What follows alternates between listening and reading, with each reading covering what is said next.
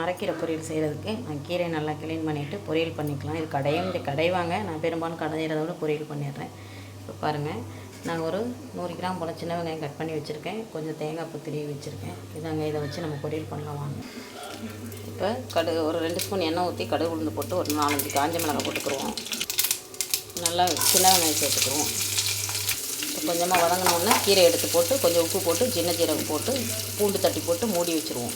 இப்போ கீரை நல்லா வதங்கிட்டு இருக்குது. கொஞ்சம் உப்பு சேர்த்துறேன், கொஞ்சம் சின்ன சீரகம் சேர்த்துக்கலாம். இப்போ 2 பல் பூண்டு தட்டி போட்டுக்கலாம். கிளறிட்டு அப்படியே மூடி வச்சிடலாம். இதிலே தண்ணி விட்டு வரும், நம்ம தண்ணி ஊற்ற தேவையில்லை. அப்புறம் நல்லா வெந்த உடனே தேங்காய் போட்டு அரைக்கிடலாம். அரைக்கீரை பொரியல் நமக்கு ரெடி ஆயிடுச்சு.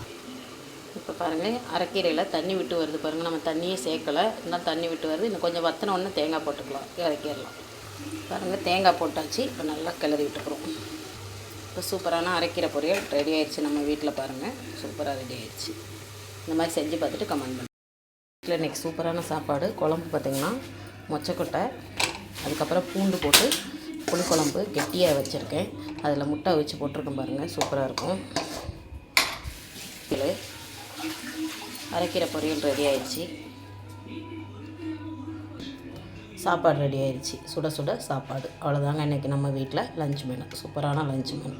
சாப்பாடு காரசாரமான நமக்கு மொச்சக்கொட்டை, பூண்டு, சின்ன வெங்காயம் போட்டு எல்லாமே போட்டுட்டு புளிக்குழம்பு, அதுக்கப்புறம் முட்டை